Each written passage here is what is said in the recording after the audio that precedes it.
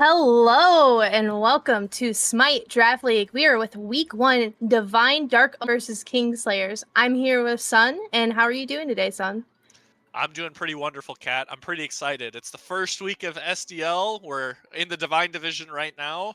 A new patch just dropped on Tuesday, so a lot to look forward to with a little bit of some meta shifts coming in from some buffs and nerfs that are coming out. So I'm going to be really excited to see exactly what these teams are starting to eyeball, maybe some new things that we haven't gotten to quite see before, like the preseason games that everybody was playing versus what could be something that some of these teams have been cooking up for a little while since the patch notes dropped. So I'm looking forward to it. Yeah, I'm really looking forward to it. I've read patch notes, but I got them right here in front of me, so hopefully I know what I'm talking about. Um, but I'm really curious to see what buffs are you really excited about for this patch? I mean, the big one for me is Silver Branch. I think Silver Branch is going to be something that a lot of ADCs are going to be looking to pick up.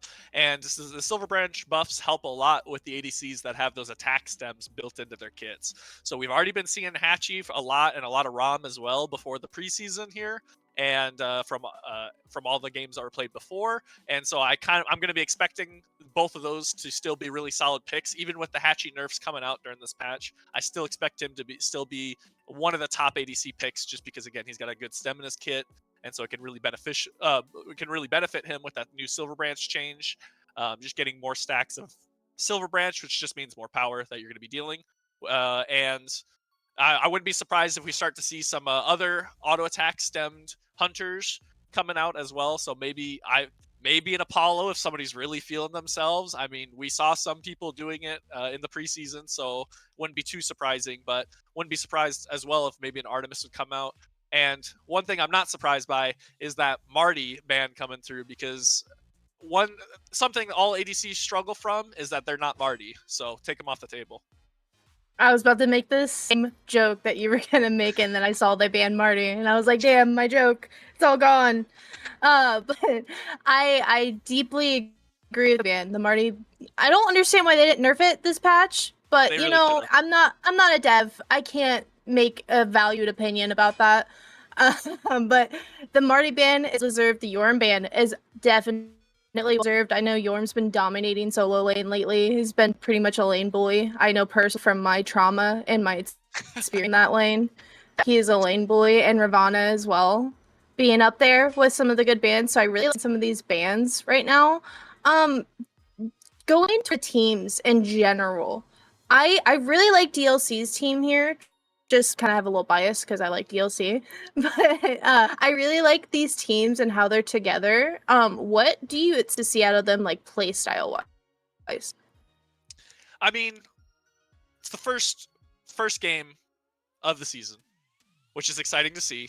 And so there's a lot of question marks that still goes around. I mean, SPL's not in season right now.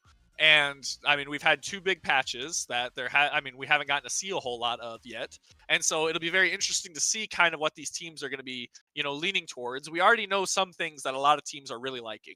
The Nesha's band, the Kali's band, the Yorm's band, Marty's band, Robin's band, even with the nerfs coming out, and Baba Yaga. All of these have been very solid picks that we have already been seeing in SDL in the preseason. And so I think right now, a lot of the teams are going to be looking to do what they were already doing when they were trying out into their teams. And so what the meta was then was a lot of team fight oriented and really active junglers like a Bakasura coming out right now, and just trying to get to those late games with a little bit of some middle of the games team fights that they can get out for these beacon spawns, particularly. A lot of teams have been putting their solo laners at the first beacon spawn at the start of the game. And so having a god that can clear the lane effectively and rotate early on is very beneficial over there in the solo lane. Yeah, for sure. And I really like the Baka jungle. I think Baka jungle's been something kind of like under wraps, but like up there at the same time. I think he's a lot of fun to play in the jungle, and he's something that's really interesting. And I'm really interested to see what White Boy Fresh does with that. I do like this Kuzembo pick. I'm curious, going to be support or solo? What do you think?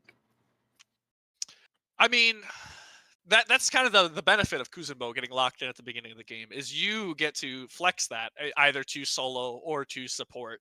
I know from my own experience, I love playing Kuzenbo solo, but some solo laners do not. So it's kind of up in the air regarding that. And here's another pick that could be flexed to the solo lane, Thor coming out as their secondary pick, another pick that can be flexed as well. And so it'll be very interesting to see. And Thor is one of those gods that I was talking about in the solo lane that has very good clear in the early game and very good rotation potential for those beacon spawns, for those first beacon spawns, especially from his Anvil of Dawn coming out really early in team fights. So he can be very beneficial for that. And so I love to see Kingslayers picking that up right away. And gonna be kind of interested to see. There's a Hatchy hover right now, so and a Hatchy lock-in. Even with the nerfs coming out, I mean, the buffs to Silver Branch will help him a lot from the nerfs that he's receiving. And I still think Hatchy's going to be a top ADC pick. Oh, absolutely. I think Hachi's a good pick here. I think he, even with his nerfs, with the item buffs, he can still pretty much dominate that duo lane. And I'm kind of interested to see how, I think it's T-Pog? T-Pog goes with this pick, but I also really like the Hercules. He's got a lot of CC in his kit. He's got a lot of heal as well. So he's got an amount to his kit in that solo lane, or even in the support. I believe I've seen Cactus play Hercules support a couple of times. So I'm kind of interested to see where they put this flex pick. I think a lot of good flex picks here. Interested to see where they put these picks and how they utilize them in game. Yeah, I could definitely see that Hercules getting flexed to potentially support or in solo, but I think for my taste, I would rather see it in solo, just me personally, just because I mean, he's very safe for the most part. Hercules is a very safe character. I Face mean, the wrath it's of very a difficult sorceress to scorned. get close to him near his tower, and if you're going to gank him potentially, just because he can just put you under that tower so quickly, so easily, before you know it, you're dead. And also, he is very good in the early game. A lot of solo laners like to pick up the Golden Blade on him to help him with his wave clear. And again, he can be a god that can rotate out early for those first few beacon spawns. And a Morgan Le Fay lock-in coming out for Kingslayers before the second ban phase. I'm a fan. I like the Le Fay. Oh, I love the Le Fay. I play Morgan Le Fay mid all the time, and I've seen plenty of success with it.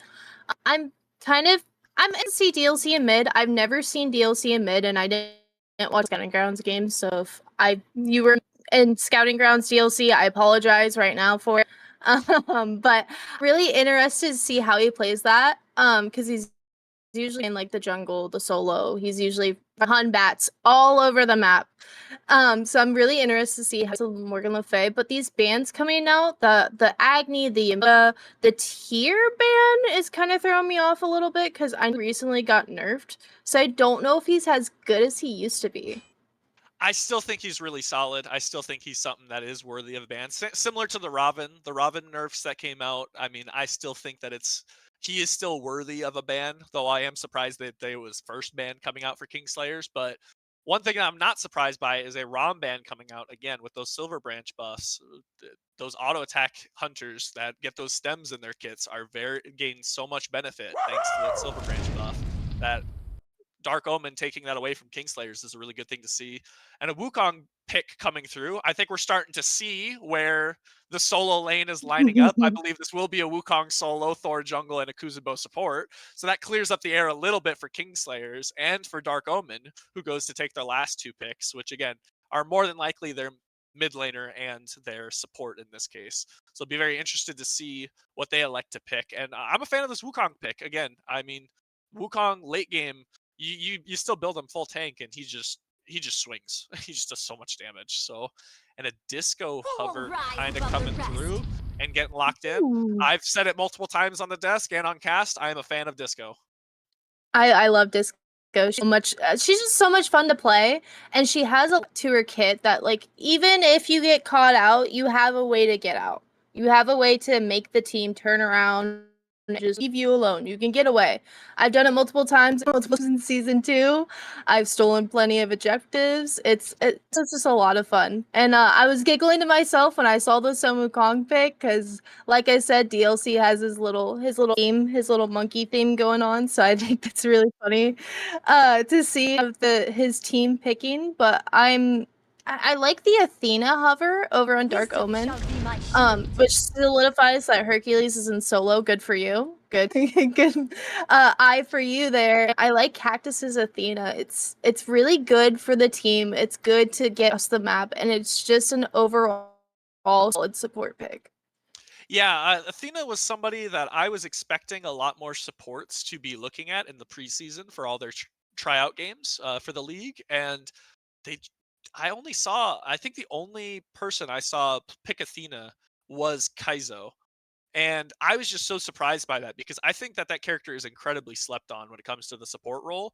They can just do so much. And one of the big things that supports are very like, and one of the big things for supports in general is I'm obviously peeling for your team. I mean, Athena taunt is fantastic at doing that, but also setting up. She does both of those with her taunt, and and you can really start to condition some of these mid laners or other players on teams very easily with an Athena taunt. If you dash in at a mid laner in the mid lane with just your mid laner with you, and you start taunting them off cooldown, you keep dashing and taunting, eventually you're just going to start getting beads for free, even though there's no teammates around, because the enemy mid is just going to be so conditioned to being scared and having to play back from this Athena that can just be getting in. Not to mention, she has a global ultimate, which really helps kind of levy the Thor ultimate that's coming out on the Kingslayers and be able to kind of match that global presence.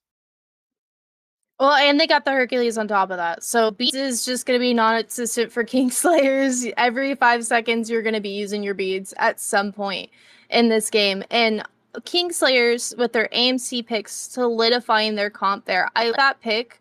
Like we talked about, we got that Silver Branch buff, and AMC is very auto-based. So I'm really interested to see how AMC and Hachiman kind of go in this duo lane. I think it's really fun for Kingslayers, just like kind of poke fun at the Hachiman pick and just see what they can do here. Looking at these two comps, Sun, what expect out of this game right now? I'm expecting a little bit of pressure potentially over in the solo lane for Dark Omen. I mean, Hercules can grab a hold of Disco Passive very early on and can really use that to help pressure out the solo lane a little bit. And so Wukong's going to have a little bit of a difficult matchup. And if you put any jungle presence or potentially a Athena ult coming in on top of that over there in the solo lane, you can get a Hercules ahead, you can really start to snowball the game with them. And so I wouldn't be surprised if you start to see a little bit of pressure from there. And I mean, you've got a Bakasura. Bakasura excels at invading jungle buffs. And if you've got a Hercules that's looking to try and get ahead a little bit, thanks to Disco Passive, can get that extra power in the early game over the Wukong. And then you have a Bakasura that can easily steal blue buffs away. You can really start to snowball the game out of the solo lane. Yeah, absolutely. And I'm really excited to see these two matchups. Let's throw it to game to DivineApe and Shruman, DoctahShru.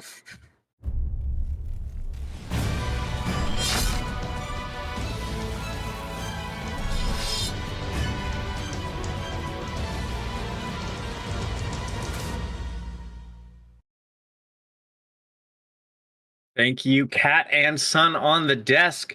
We hop into game one here between Dark Omen and the Kingslayers. I am DoctahShru, joined by the DivineApe with the ever wonderful Nooblet on production. And I'm excited. The desk talked a little bit about this, Divine. This AMC coming out of the dual lane for the Kingslayers. Not a pick we see too often. How do you like it in the team comp that they have? I like it a lot with the Kingslayers draft. They have a lot of dive with Kuzenbo, Thor, Wukong. They're gonna be looking to dive. So what you want from your carries when you have a lot of dive is people that can defend themselves.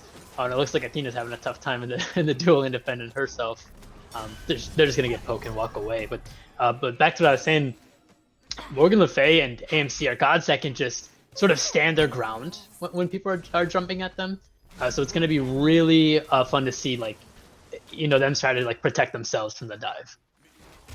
Yeah, they both do have a good amount of self-peel. Morgan Le Fay has the ability to just push people away from her, and AMC kind of just burns you if he looks at you, and I think Cactus is already feeling that. The pressure coming out of Ragemore right now is already quite a bit, definitely winning the poke war.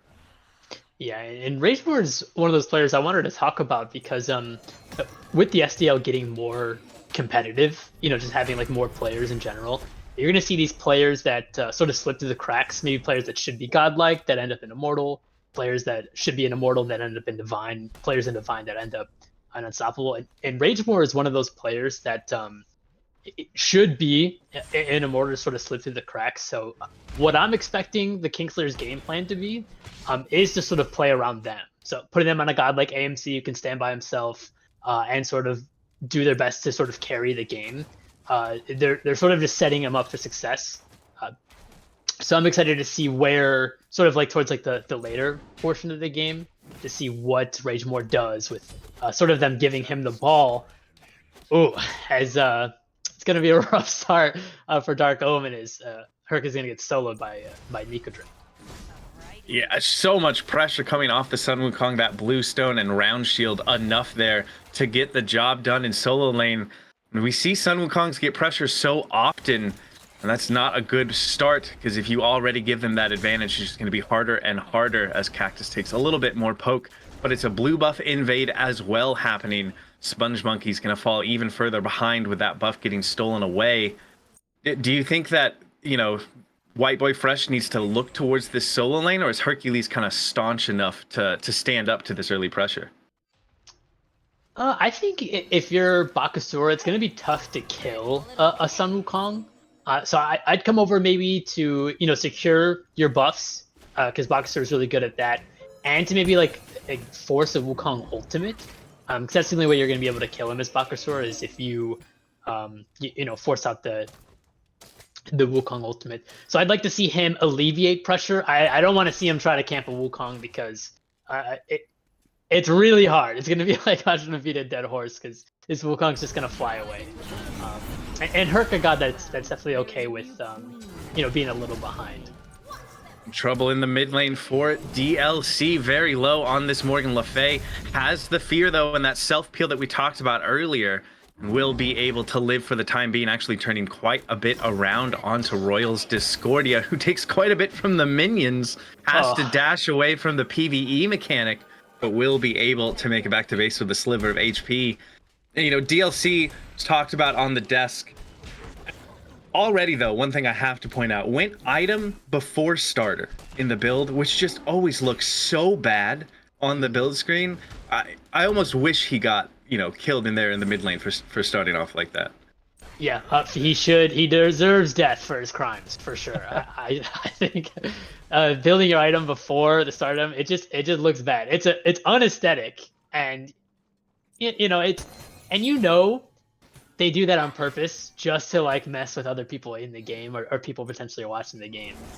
So I'm watching you, DLC. Well, he's definitely watching the jungler, and he will get a kill onto White Boy Fresh. The burst damage coming out of this Morgan Le Fay and Thork together is just insane. And White Boy Fresh feels that pain immediately. Yeah, something we didn't get to talk about is the combination of CC from Morgan Le Fay and Thor, and just how long range and long in general the CC is.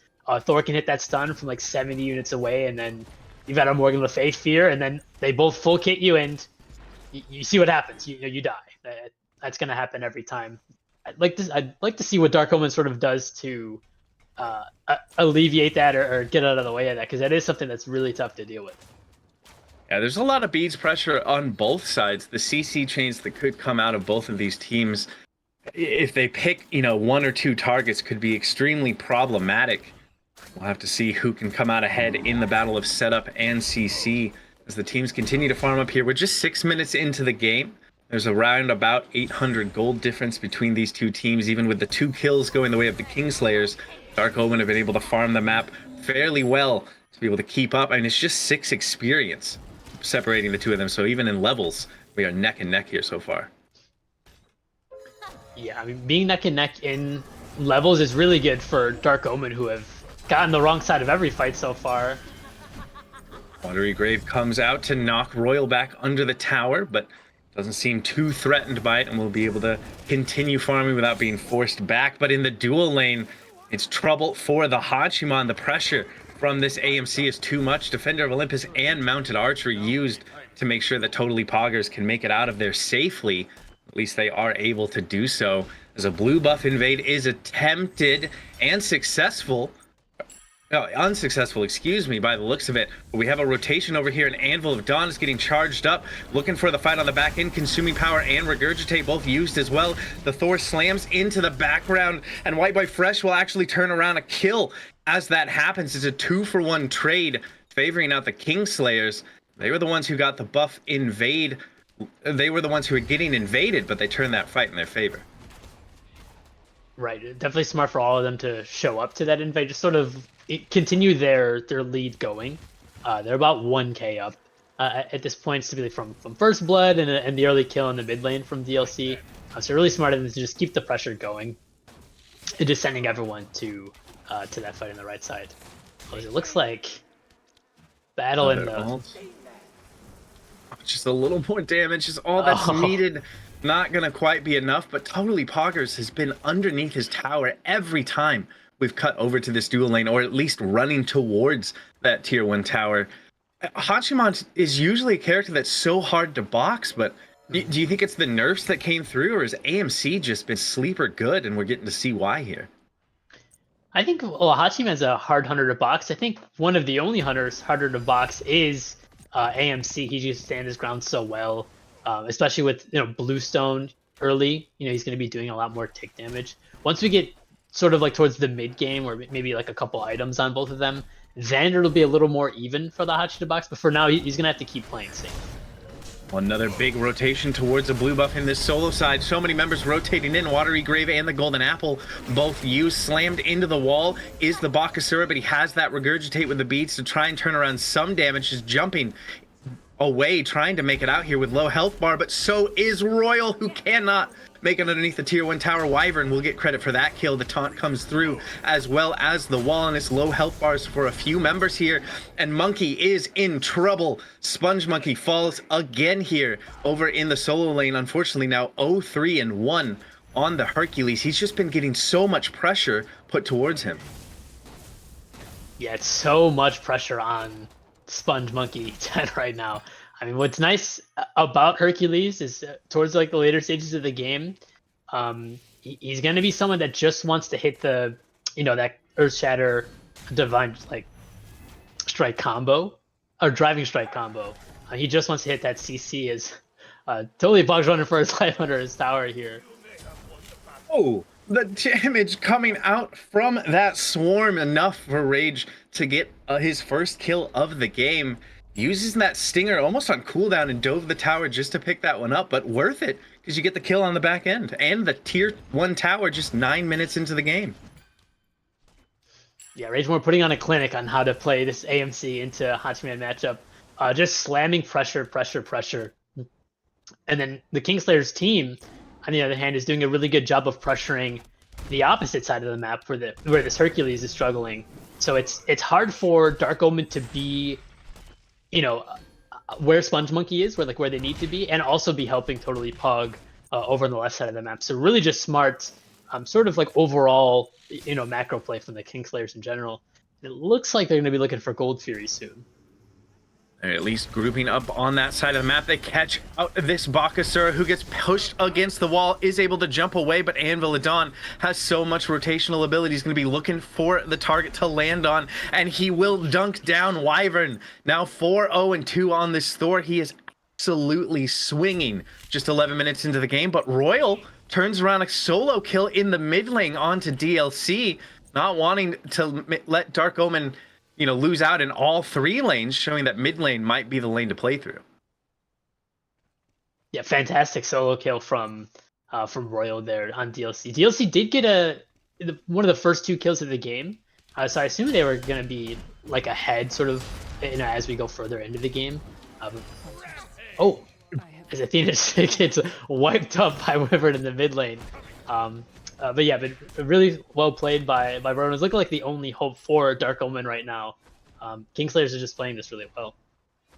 They are. They're grouping so often, even though it's still early in this game. And with Beacon spawning in the next 30 or so seconds, you have to imagine they're going to group again. Do you want to see Dark Omen try to like match their numbers for this first objective of the game? I want to see them in the area. I think if it's a typical 5v5, I don't think the Dark Omen stand like too big of a chance. But if 5 members of Dark Omen show up and only 4 members of Kingslayers show up, then that's when they would stand a chance in this Beacon fight. So we'll see what kind of defense they sort of amount to, but it looks like the same amount of members from both teams. Lots of damage onto DLC, but even more onto Royal, who is popped under the tower by Wyvern. The Beacon getting charged up, and now with their mid laner gone, Dark Omen's going to have a much harder time stepping up towards it, and they will not be able to, in fact. Beacon going the way of the Kingslayers, as well as a clean pick onto Royal. Yeah, if members of Dark Omen wanted to be there to defend that Beacon, they needed to be there a little sooner. As you can see, Royal kind of steps up. And then just like what we were talking about earlier from the Kingslayers, this Thor Morgan Le Fay combo, he hits the wall in the tower, Fear gets hit, Royal's gone, right off the map, and then that beacon gets taken for free from the Kingslayers. So just really well played again by the Kingslayers, sort of just like pushing their game plan and what they want to do. Well, with the changes on 10.7, Prophetic Cloak got a little bit of a buff, and we see both of these supports going in the same build path direction of Prophetic into Thebes. Do you think Prophetic is the call for both of these picks? Did it get enough of a buff to kind of pull it back into the meta? I do. I always thought Prophetic Thief, even when it wasn't like super meta, was always like something good to pick up, as you see Kuzumbo and a CC. Ooh. The Defender of Olympus, not enough, as Wyvern will get that kill. That was beads used too, not enough to save the life of White Boy Fresh on that Bakasura. A good taunt pulls back in more members of the Kingslayers, but that might be exactly where they want to be. Charge a little bit more forward. The fight will end up fizzling out there, but the kill going to Wyvern. This Thor is 7-0-2. We're not even 14 minutes into this game yet. What do they need to do to try and at least slow him down? Dark Omen has to be faster on doing what they want to do. Every time they try something, which I think is a really smart idea, to be maybe trying to get these picks in the mid lane, catch someone off guard. Wyvern is just on point with these Anvil of Dawns, just coming in, scooping up the kills, making sure that the fight's going to be in Kingslayer's favor, and then getting everyone out. If Dark Omen wants to commit someone, it has to be an all-in commit quickly, and then they need to leave as well. As it looks like White Boy Fresh might be looking for something, but it's just going to walk away. But yeah, if Dark Omen is going to commit, it's got to be fast, and they've got to get out, because they are on the back foot. And when Wyvern shows up, as he's shown, he's going to clean things up. Yeah, he is just doing so much damage on this Thor right now, and it's impactful damage. He's not topping the charts or anything like that, but every time he does show up, he's getting kills with his damage, which is so important for this Kingslayers team. Looks like they could be setting up for a Pyromancer. They're charging forward on this right side jungle, trying to lay a trap that could have been spotted out. They will step up into this red buff pit and won't be able to steal it away, but look at the damage onto Royal. Royal falls once again, and Wyvern is just running through this team. He goes up into the Anvil of Dawn and will up down, trying to find something onto White Boy Fresh. They won't be able to do it, but they might have found Sponge Monkey in trade. He is trapped between 4, but he's turning around a little bit of damage on his own. DLC forced to use the beats to get out there. Defender of Olympus comes to aid, and White Boy Fresh will actually get a kill onto DLC. Has that regurgitate, but now needs to get away from the remaining members of the Kingslayers. Sun Wukong diving underneath the tower, and Nico will get a kill onto Sponge Monkey, and they're not done yet. A double kill for the Sun Wukong, and now the Hachiman needs to run. He dashes underneath the tower, and it seems like Totally Poggers will be able to make it out safely, but all the while, Ragemore has just been working down this right side. He'll get the T2 tower as well as the teamfight win for the Kingslayers. And that's the first fight that Nico Drum was a big fight that Nico Drum was a part of, and he absolutely was in the right place at the right time, and made sure to clean up those 2 kills towards the end. It looked like Royal's looking for the Kuzumbo here in the jungle. slowed by that Kappa and can't quite keep up to deal the damage. There are some low health bars for Wyvern and JunglePhobic, but it looks like they'll be able to back safely. Positioning around this Gold Fury are the Kingslayers, but Sponge Monkey is nearby. He has that constant threat of the steal with that boulder, and it seems like it's enough to make the Kingslayers back up for the time being. Yeah, smart for the Kingslayers to back off. Dark Omen can't really commit to this because they're just so far behind that if someone does show up, it can get really bad for them, which is what they're going to try to do. You see someone staying around just to make sure that they don't get it. Oh, and they just might get the Gold Fury. And Dark Omen do get it. They pick it up, just kind of sneaking that one away. Nobody able to get in there, but White Boy Fresh might pay for it with his life. He's trapped between three, but a good taunt will save his life for the moment. But Ragemore will show up to make sure that kill goes their way. Cactus will be the next to fall as Wyvern adds another kill to his tally. So Dark Omen do get the Gold Fury, but they pay for it by losing both their support and jungle in trade. You think that's worth it when you're behind like this? Absolutely not. I mean, getting the Gold Fury, obviously, it's in your mind the right play there when you're behind, just to try to catch up in gold. And when I said, Dark Omen can't get it without Kingslayers, stopping them, what I should have said is that they shouldn't try to get it without Kingslayers trying to stop them, because obviously Dark Omen do get it, but Kingslayers get 2 return picks. They're gonna get Pyro for free, and they're gonna get this. You can see they're all postured up around where Fire Giant is. So they're going to get a lot of maybe deep rewards, maybe even look for a pick. They're just going to be in a much better position to win the game now because Dark Omen decided to go for that greedy gold. Yeah, I don't think Sponge Monkey has gotten a blue buff in quite some time. It's such an unfortunate spot to be in, to have your lane opponent just walk over, use one ability and say, thanks for the buff, and then just walk away. Nicodrin has been looking very good on this Sun Wukong. The second beacon has spawned, though, and Cactus doesn't want to give this one up for free. Will step up to try and contest it, but Watery Grave plus Ragemore equals a dead White Boy Fresh.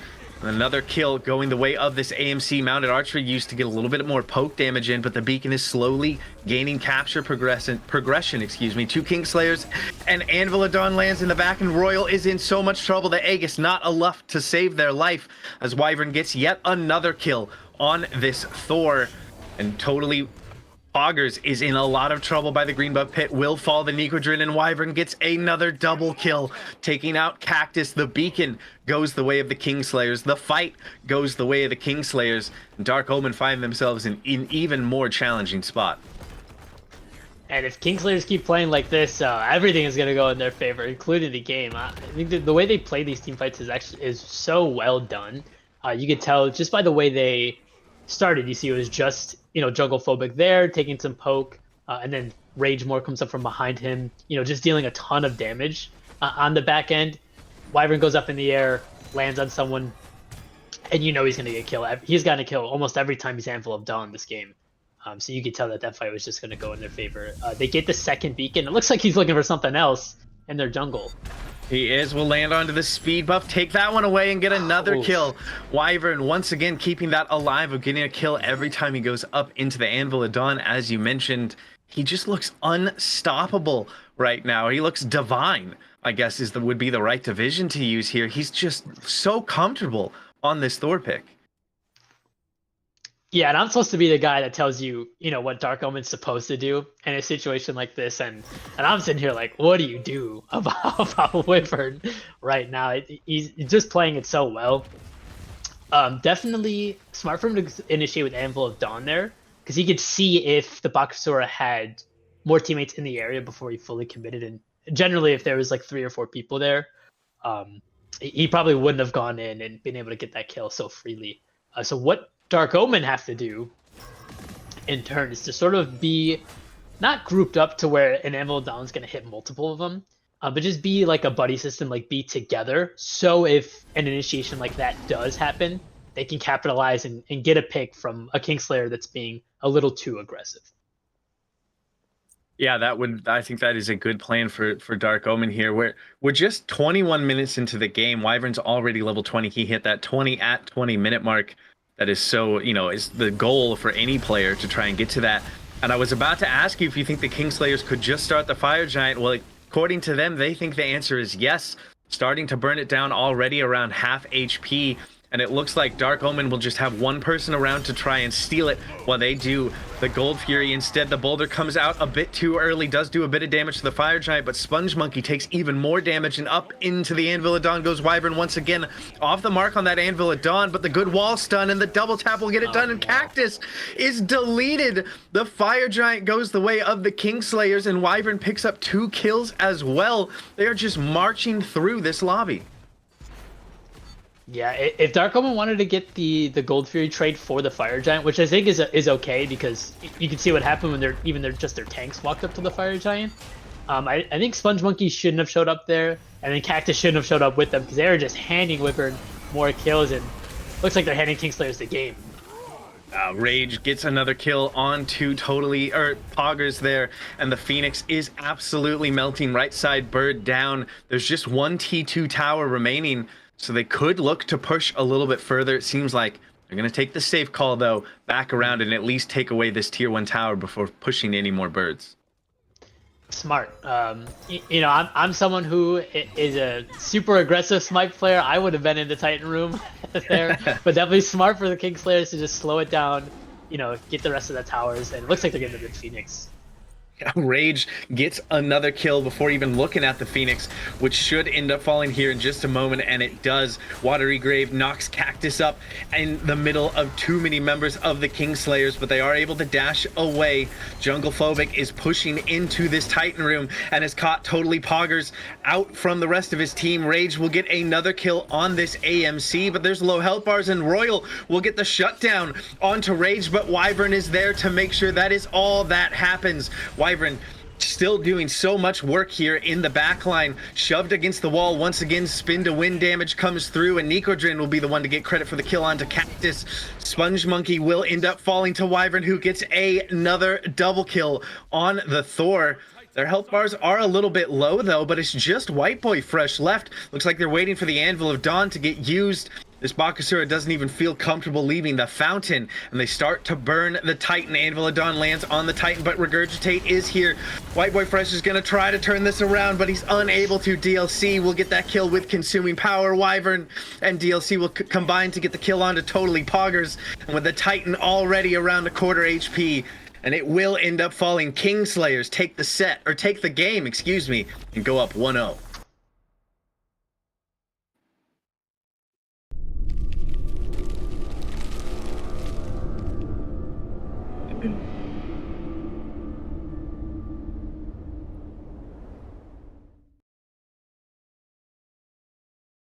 A well-fought victory from Kingslayers in that game 1 of that very first game of the season. What do you think happened there, son? I mean, the amount of jungle presence that was felt across the map with all those Anvil of Dawns coming out from Wyvern was, bar none, some of the best jungle that I've seen in quite a while, in my opinion. I mean, he just got to do whatever he wanted, is what it felt like, and get away scot-free every single time. He ended that game 16-0-10 in the jungle, and that was only around a 24-minute game. He was a part of almost every single kill that had to be on the map, and man, oh man, that is a difficult thing to see if you're a fan of Dark Omen in that sense. But a lot of good things that I saw too from Dark Omen. I mean, they were willing to fight back even with a little bit of a deficit. I mean, that sometimes it's very difficult to do that, and you'll just continue to get snowballed farther and farther down. But they still found some wins here and there. They snuck a Gold Fury at one point, and then they elected to trade Fire Giant for another Gold Fury to at least get a little bit more gold in their pocket in that sense. And so, I mean, still some good things to see from them as well. But, I mean, Kingslayer's looking phenomenal in that first game.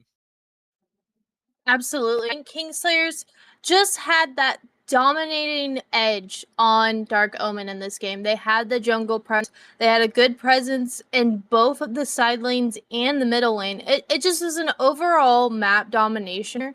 But I think Dark Omen did really well at trying to push back, at trying to get back up on that ledge. But they just fell kind of short here. And I think Dark Omen needs to go back to the drawing board here, figure out what they need to do against this team, and see how they can go about it. Going into game 2, what do you want to see Dark Omen fix, and what do you want to see Kingslayers continue to do? I mean, if I'm Dark Omen, I saw my mid laner get a solo kill on Kingslayer's mid laner there in that first game. And so what I would be looking to do is I would be looking to draft mid pressure, and I would be trying to abuse the fact that, I mean, not a whole lot of members fell on the side of Kingslayers, but one member in particular did 3 times in the mid lane. And so if you can look to exploit that a little bit, if you're Dark Omen, you can really start to put the pressure onto Kingslayers, which is something that they lacked a little bit there in the early game. And so, I mean, if I'm Dark Omen, I'm looking to draft some pressure picks in the mid lane. Bakasura is really good at camp control early, but not so much in the damage department early. So I would be looking to maybe take that Thor for yourself and run that in the jungle instead of the Baka, and look to, again, push out that mid lane, because once you get control on the mid lane, it is really, really easy to transition that lead out to both the side lanes. Whereas it's much more difficult for side lanes to have pressure and bring it back into the mid lane to get control of mid lane. So if you can get control of that mid lane, you could really start to get a control on the game. And a good way of doing that as well is getting rid of the global presence. I feel like Dark Omen struggled heavily with the Anvil of Dawn. So again, maybe you just look to ban it or just take it for yourself. Your first pick in this game, just like you were last game, maybe look to take that Thor first pick. Absolutely. I think banning out a Thor is kind of meh, but stealing the Thor is what really kind of can reverse the set in a sense. And I think if they don't get the Thor, it's fine. If they ban it out, that's okay. But if they do get the Thor and they're able to utilize it just as Kingslayers just did, then maybe they might be able to bring this set back, take it to a game 3, and get somewhere where they can come back. Now the bans here are pretty much the exact same as what we saw last game. It's a little bit throwing off for me though, because I don't think these bans were. I mean, these bans are cool and they're nice, but I don't think there's something that we focus on. We need to focus on the king, like what you could take away from Kingslayers that could bring it back, and as we talked about, is something that you could take away from them. Yeah, I mean, a 16-0 performance coming out for the enemy jungler on Kingslayers, in my opinion, you respect ban that Thor at that point. Like, you can't, or you just got to take it away from them. You cannot let somebody who was feeling themselves that first game continue to do so on the exact same pick in game 2. And although, in my opinion, lacks in the damage department a little bit, in the aggressiveness of Akali early can be a very good benefit coming out for Dark Omen here, for what I want to see them do this second game. And so I love the Kali pick there. Again, they banned that in game 1 instead of the Thor pick, and they elected to take it this game, which I am a fan of. The law returns to this land. I like the Tyr pick here. As I said, he got nerfed, but I think Tyr's still like a really strong pick in that solo lane. I think Nico Drin has had some success with it, but I think Tyr, if you play him correctly, you use his kit way that, you know, just like, I don't want to say dominates because I've been saying dominates all this entire time, but kind of get that solo lane. That's gonna be really good. But I like the Kumba Karna as well.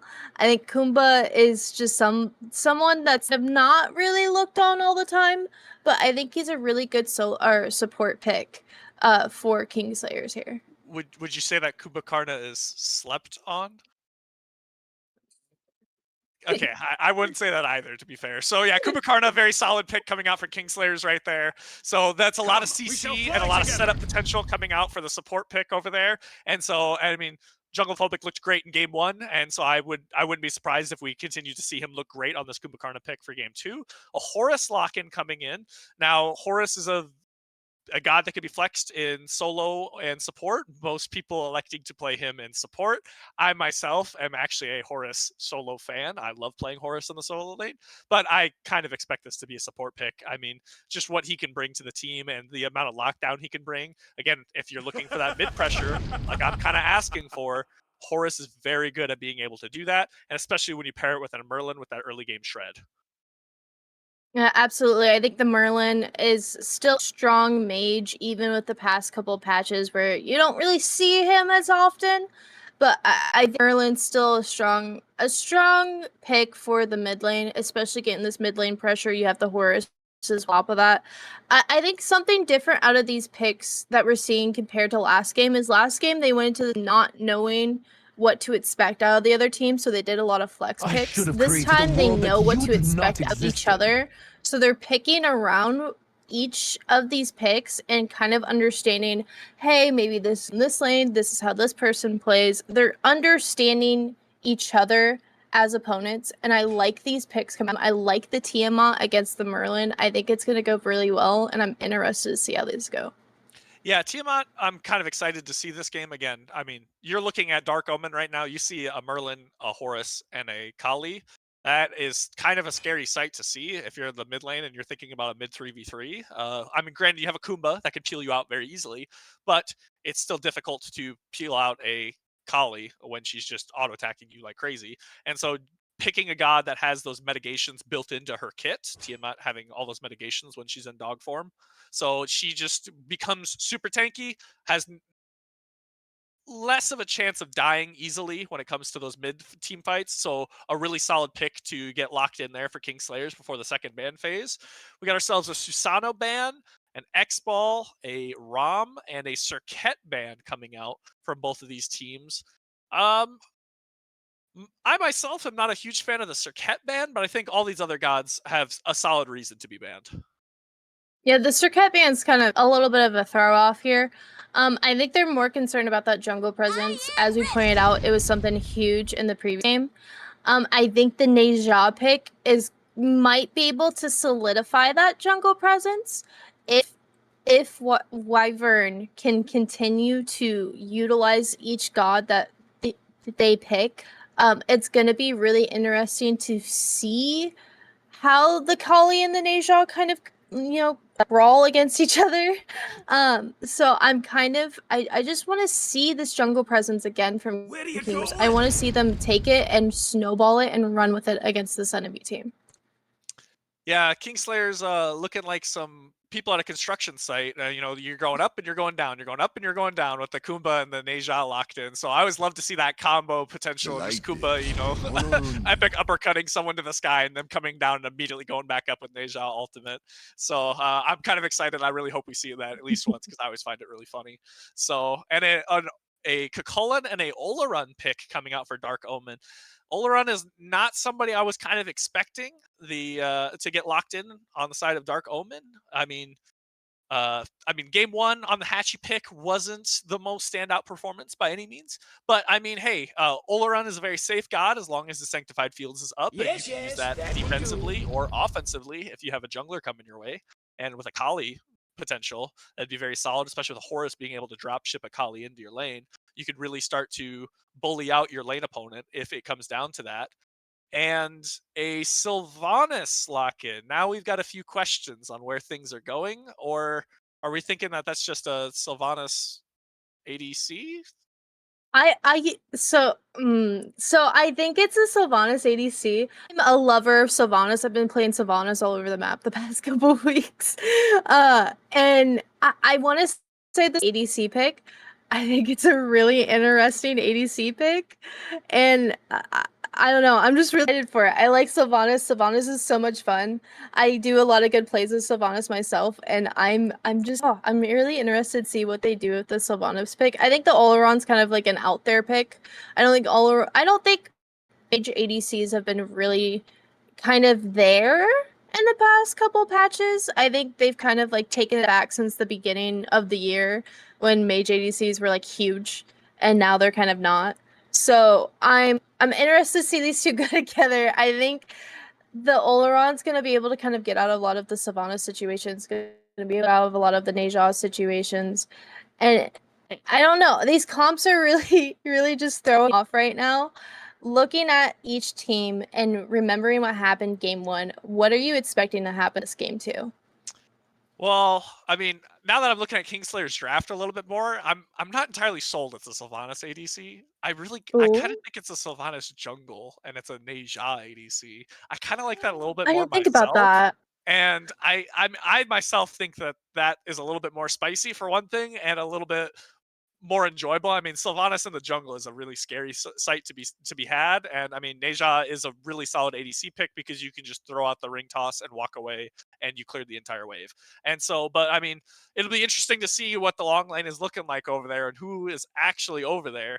And I mean, with that Olorun pick as well, I mean, now you have all that extra power that the patch came out with. Mages now get extra power as they progress throughout the game with all of their levels. And so Olorun will have that little bit of extra power. He received a little bit of finagling with his kit. I want to call it a nerf, but they said it's a shift, so I won't call it a nerf, but it's a nerf. And Mhm. so it'll be very interesting to see them locking in that Olorun pick. Yeah, absolutely. I don't know about you, but I'm very excited this game too. So let's go ahead and throw it to DoctahShru and DivineApe.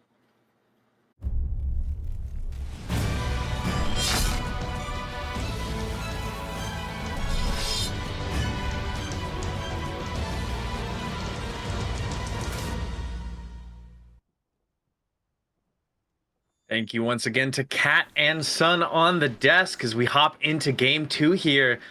A lot of exciting picks coming out of both these teams here, Divine. I don't even know where to start based on some of the things we've seen, but I think we have to talk about Rage more on this Sylvanas pick in the ADC role. Something I see a lot in casual games, but not something I expected to see in a competitive setting. Yeah, reject ADC and embrace AD tree for sure. I mean, as we see. Yeah, I mean, it's an interesting pick for sure. I mean, Sylvanas actually does bring a lot of clear and pressure to lane. As you can see, as they're getting really aggressive on their Dark Omen already. There they are. They reach level 2 first, and they are charging forward here, not even letting them clear the wave to hit level 2. And it's totally Poggers who's in a lot of trouble on the Olorun. He will end up falling. Then First Blood goes to Rage more on this completely untraditional ADC over there in the long lane. Yeah, that's sort of what I was afraid of.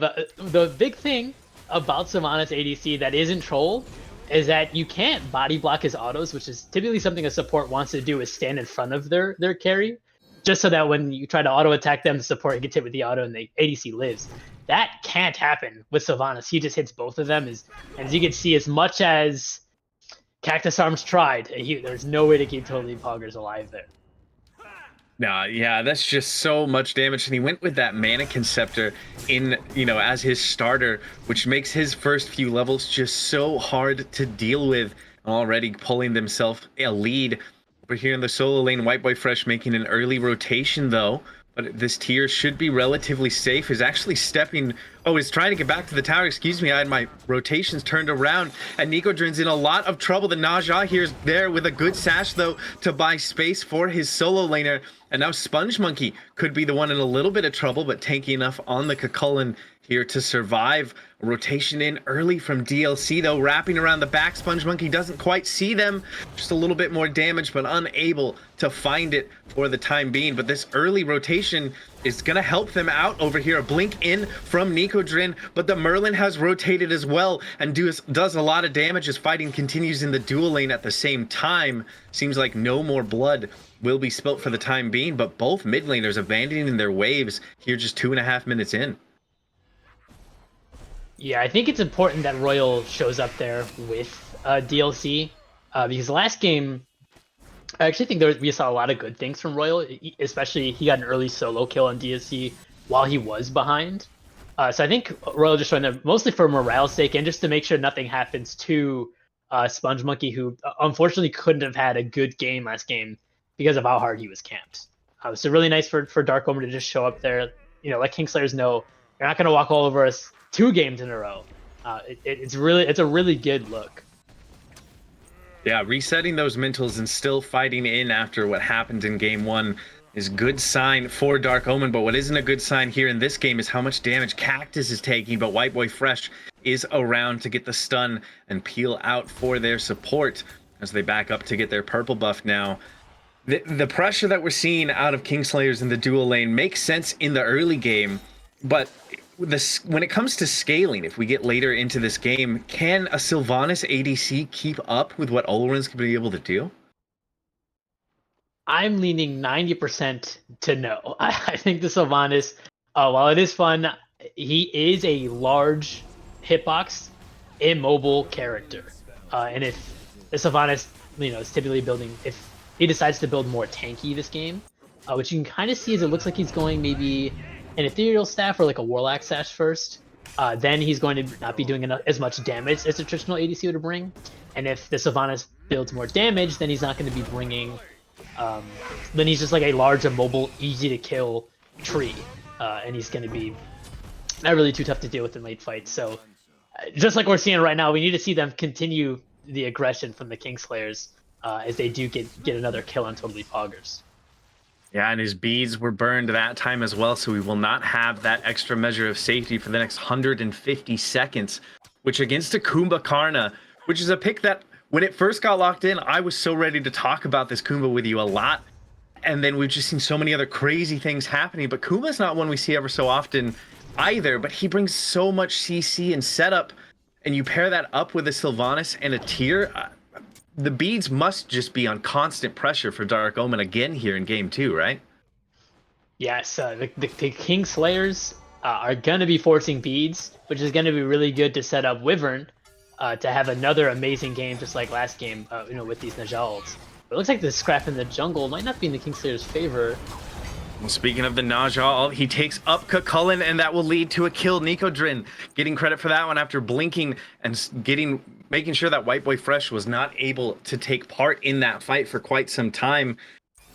And Windfire Wheels is something they also mentioned on the desk, being able to take people up and down, and just the amount of CC that the jungle and support can kind of provide at the same time. There's so many scary combos on this Kingslayer comp, and not ones that at least I'm used to seeing, and I imagine not ones that Dark Omen is used to seeing, because of the kind of interesting picks as we see White Boy Fresh rotate over towards this Sylvanas. Ragemore is aware of it though and gets a good route, but here comes the ultimate out of the Olorun Sanctified Field, not enough to slow down this Sylvanas, and Ragemore will be able to walk away and is actually stepping back forward because he knows he has a rotation in from his jungler, and Wyvern will get his first kill of the game. Beads forced out, as well as the destruction ultimate of White Boy Fresh, who's able to jump underneath the tower and get away safely.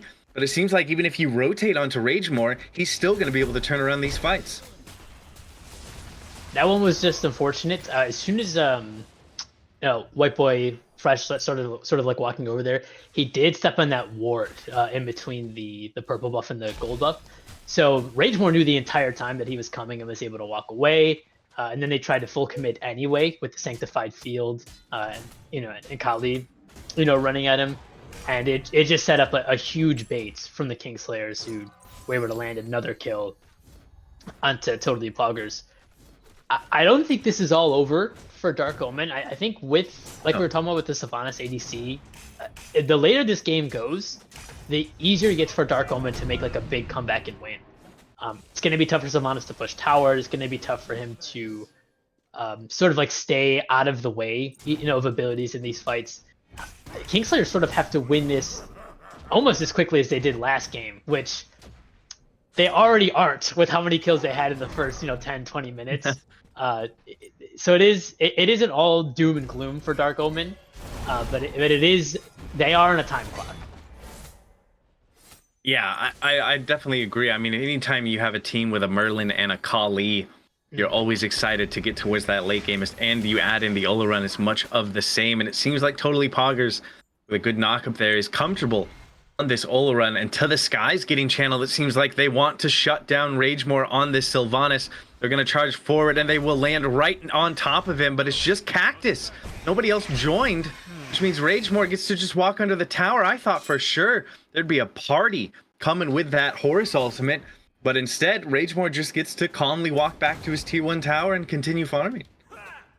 And I thought so as well. I guess some of the Dark Omen thought against it last second, because it looked like they all wanted to go in and get that shutdown on Ragemore, who's 2-0 and 1, 2 levels up. I think that would have been a good kill. Perhaps they see something we didn't, and they thought against it. That might have been a good play. It's just something we'll have to see later.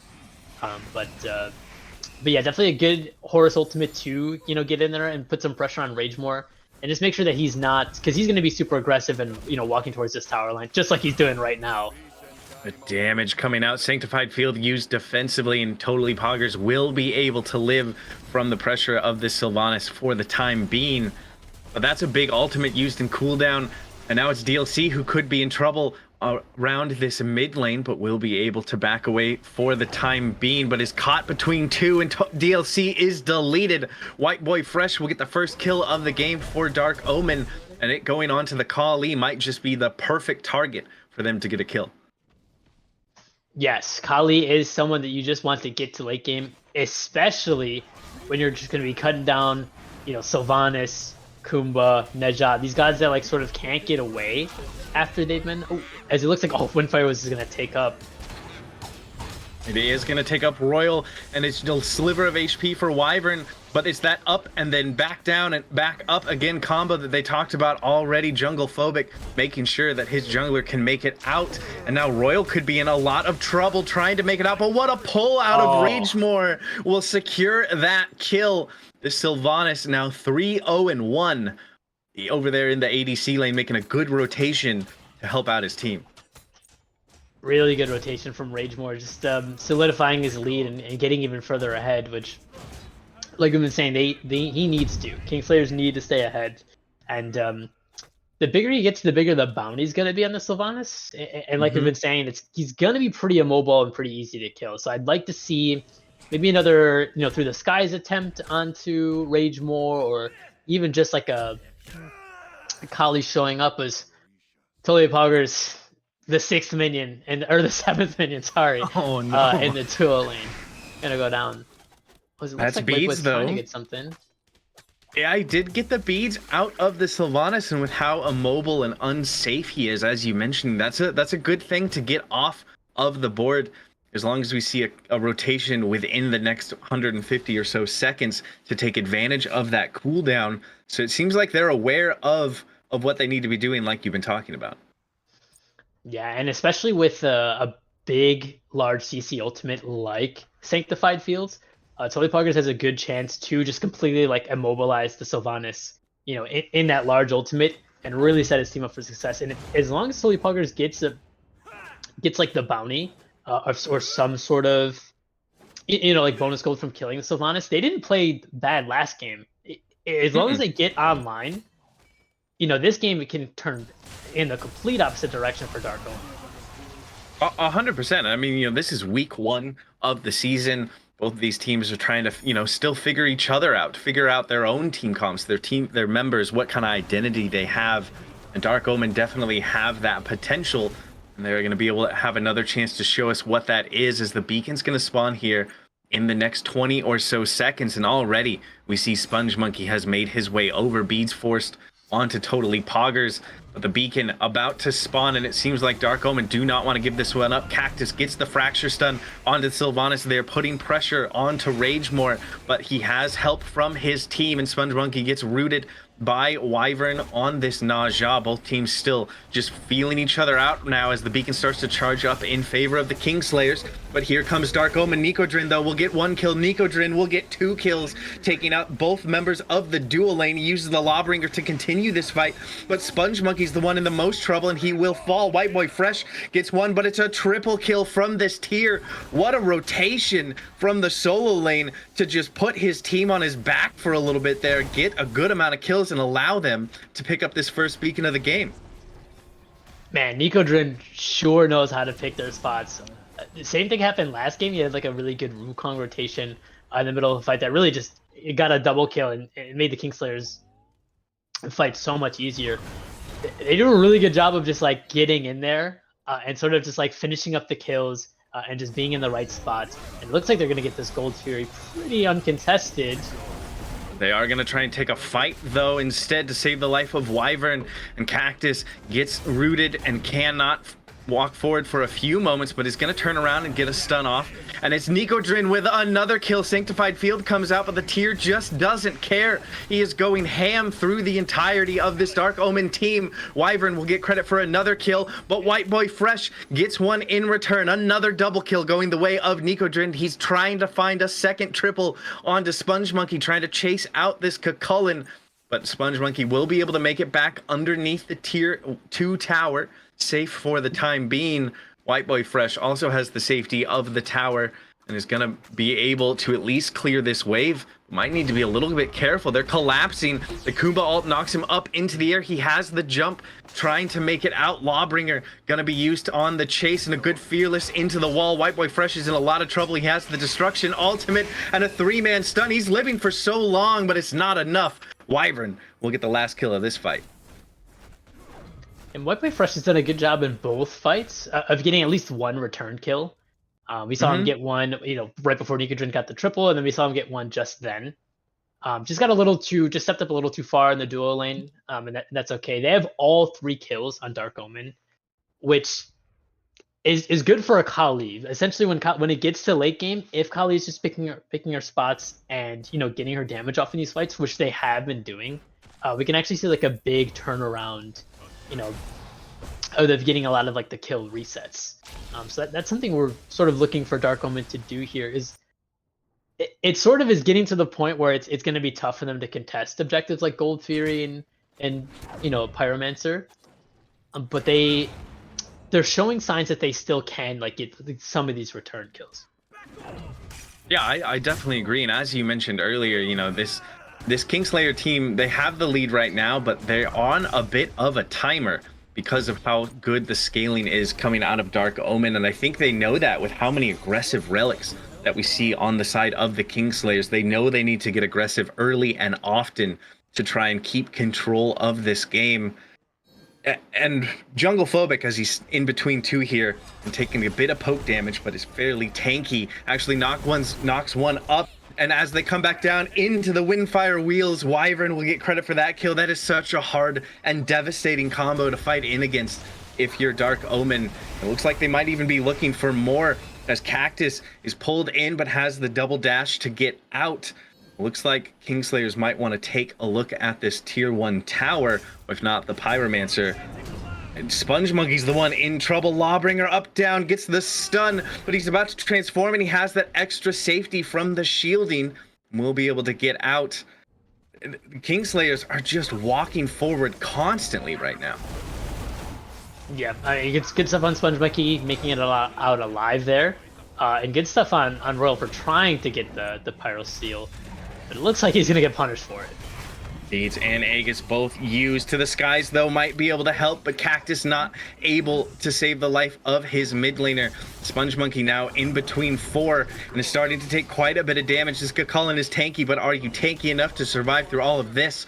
For the time being, the answer is yes. Windfire Wheels takes up the support here instead, and Cactus might have been the sacrificial lamb to get his solo laner out. As he gets Fearless back into the team, he will end up falling. So another kill going the way of the Kingslayers. But there's something I've been trying to point out for a while. I'm going to ask you this question here, Divine. It was Mantle of Discord first item overall for JunglePhobic. Is that a Kumba specific thing, or is that just something that I haven't seen that's kind of coming back? I think the Mantle of Discord first item, the only bad thing about it is how much it costs. And with the lead that the Kingslayers got so early, and the amount of fighting that JunglePhobic wants to do, I can see why they opted to go the Mantle of Discord so early and so fast, and why they probably had the gold for it. I wouldn't recommend anyone do this, in like your, regular casual games or competitive games, but with such a lead and the amount of, protections that you want so early, I don't think it's a bad choice in this position specifically. Well, it's definitely been working out for them so far. Wyvern takes one up into the air, and White Boy Fresh is now the one who is going to get aggressive, uses that Destruction ultimate, jumps in, but Wyvern is just too speedy on the Najah right now. Is definitely the target for White Boy Fresh, but can they catch up? They get the stun, good incense, and knock up into the air again. And White Boy Fresh is just going to be unable to find that kill. Ragemore gets the first kill of this engagement onto Totally Poggers, now 5-1-9. On the Sylvanas. They got the Gold Fury, and they got a pick onto the ADC on the back end. Yeah, definitely brutal for White Boy Fresh there. I definitely really wanted the Wyvern kill just to shut him down. Again, 6-0-6, having a dominant game for Wyvern, as well as would have gotten the reset on the Kali passive, allowing him to fight further into the Kingslayers there. Definitely a good attempt. Spent the blink, spent the leap. Did everything he could. Just good jukes from Wyvern. Yeah, definitely. That was just great plays out of there. But it's showing that this Kali is very close to being online. Has the Golden Blade, the Hasten Katana, that chin size now, and just a little bit more. And we've seen how much this Kali can hyper carry. Do you think that White Boy Fresh needs to kind of be the focus for Kingslayers to try and keep him down and not allow him to get up there? White Boy Fresh should be the focus for Kingslayers, but it's so hard when it's a god like Kali who's so mobile and can sort of like leap over walls and be anywhere. Kali doesn't have to be in the fight at all, really. And then, sort of leap over a wall and get a couple of kills. It looks like Sponge Monkey's going to go down, and it looks like Kingslayer's going to look for more on the right side. They are looking for a fight over here by the blue buff pit. They get the kill onto the Kakulin, and now Cactus might be the next target, but he has the dash to get out safely for the time being. No blue buff going to spawn here for a little bit, so instead they're going to look towards the tower. JunglePhobic goes underneath that tower and gets the beads out of White Boy Fresh, just tanking up this tier 1 tower and allowing them to push even past it. And now it's Royal in a lot of trouble. The Fearless will get the job done, and Nicodrin will kick things off here. Royal falling, and it seems like that will be the end of that. They'll just back up and look to take this tier 1 tower in solo. Dark Omen might want to contest it a bit more. Yeah, it looks like CACTUSARMS is just looking to see if anyone sort of like lingers behind, maybe see if they can get a pick. Dark Omen is looking for any sort of sliver to get back into the game. They are 10k behind, which is a lot, nothing to scoff at.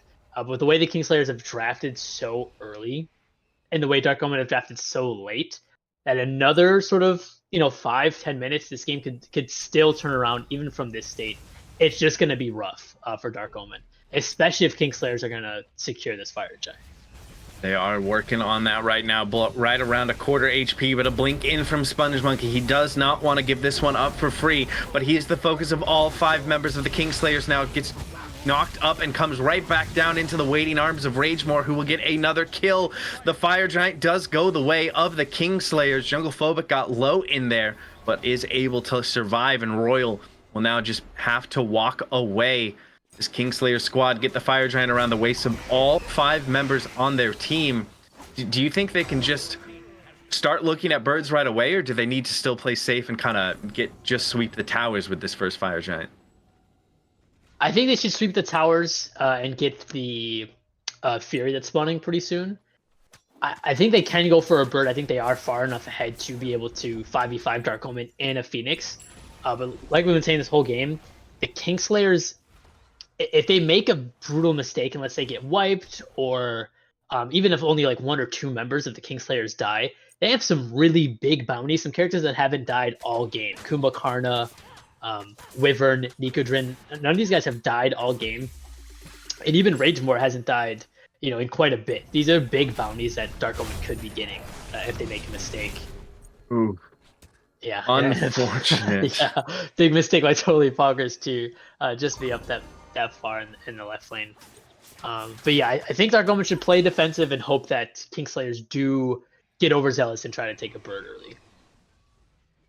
It looks like they're going to do the safe play that you called about, pick up this Oni Fury, uncontested. Dark Omen not wanting to try to contest that one. And there are still 3 tier 2s standing, but there will be Oni waves in all 3 lanes now marching towards the base of Dark Omen. Is there any world where you hard defend these towers if you're Dark Omen? No, just to be perfectly clear there, I wouldn't even soft defend these tier 2 towers. I think even Royal and CACTUSARMS are maybe a little far. Obviously, they see that the Kingslayers are on the left side, but if they walk up, they're just gonna get CC'd and it's gonna be really bad. You can see from Totally Poggers. He is in a lot of trouble underneath his own Phoenix and will end up falling to JunglePhobic, who gets that kill.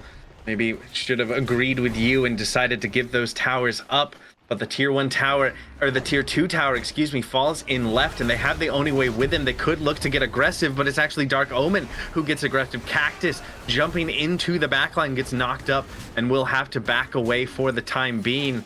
And already poked down to half health is this Cucullin. White Boy Fresh poked out as well. And look at the health bars for Cactus. Nicodrin will get one. He uses the Lawbringer to get into the backline, and Wyvern gets the sash onto Royal, pulls out the beads, and the Windfire Wheels is off the mark. Royal desperately trying to make it back to the fountain and will be able to do so. And now Wyvern's stuck in the middle of a number of members, but knocked up into the air is White Boy Fresh. Once again, just trying to find a kill, uses the Destruction Ultimate and has to jump back to the fountain.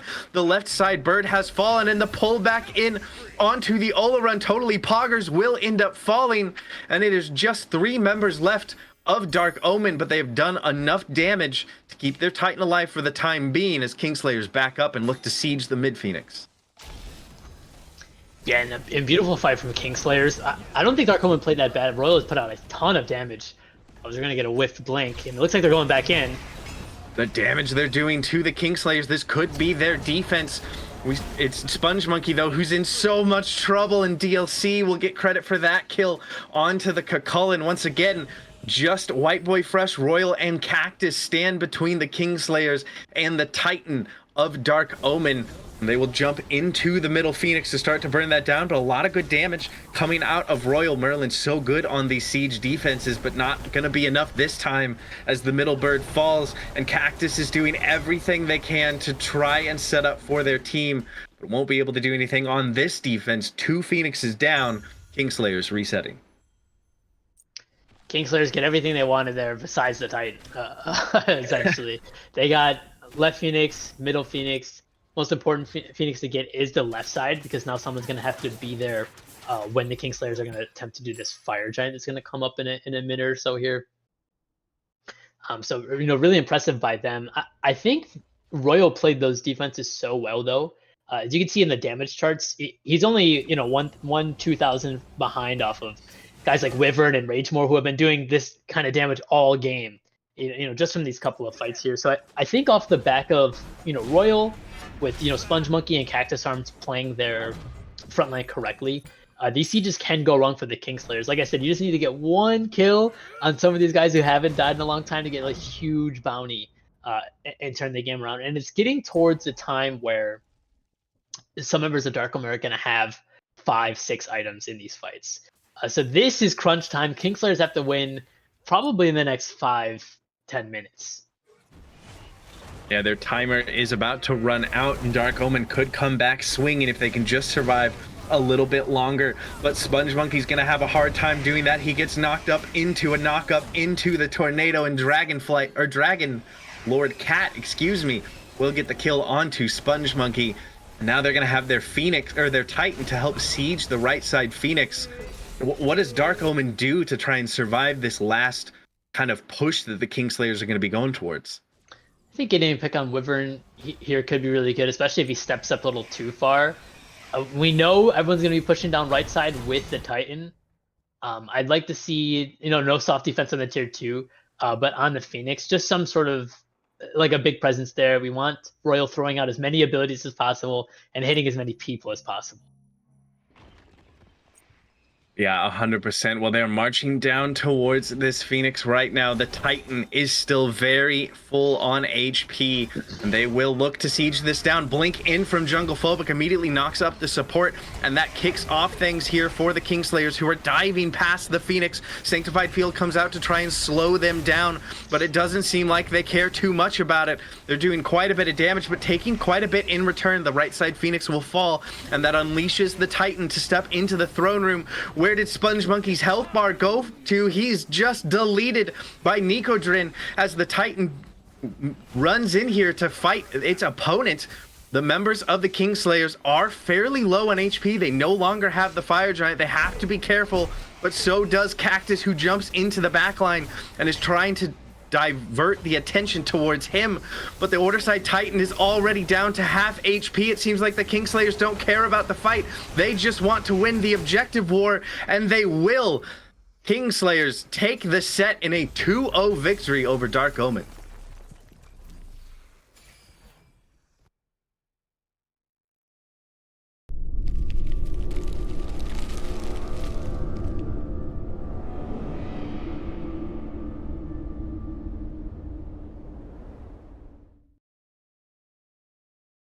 And Kingslayers will take the set right there. 2 games down, 2-0.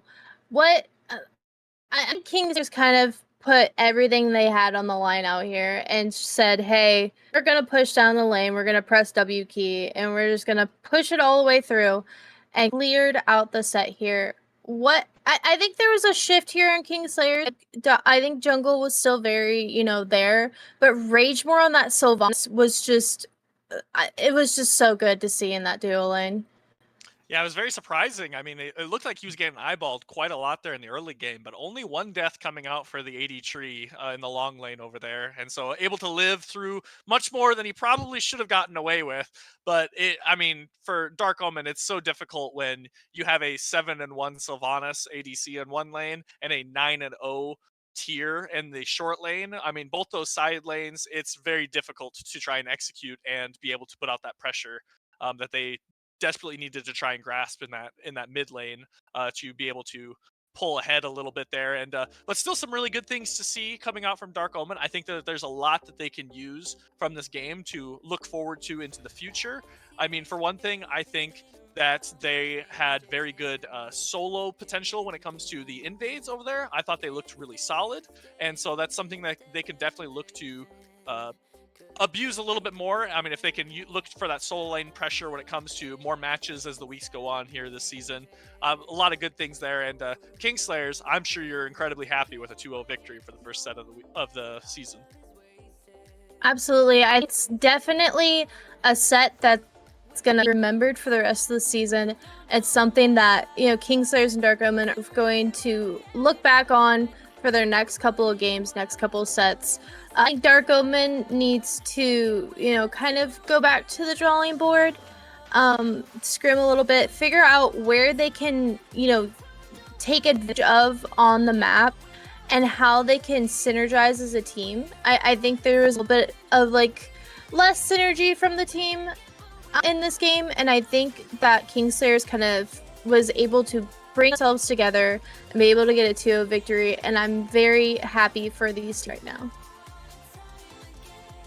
Yeah, I mean, they looked a little rocky right there, but again, it's the first week. They can only start to go up from now. And I mean, I think once they start getting that synergy on lock and they start to communicate a little better, seems like there's a few times where they had a little bit of miscommunication, particularly what I'm thinking of is a Horus ultimate into the ADC lane over there, and nobody came with him. Maybe just a little bit of a disconnect between the team right there. And so once they get that communication on lock, I think Dark Omen will be looking really solid.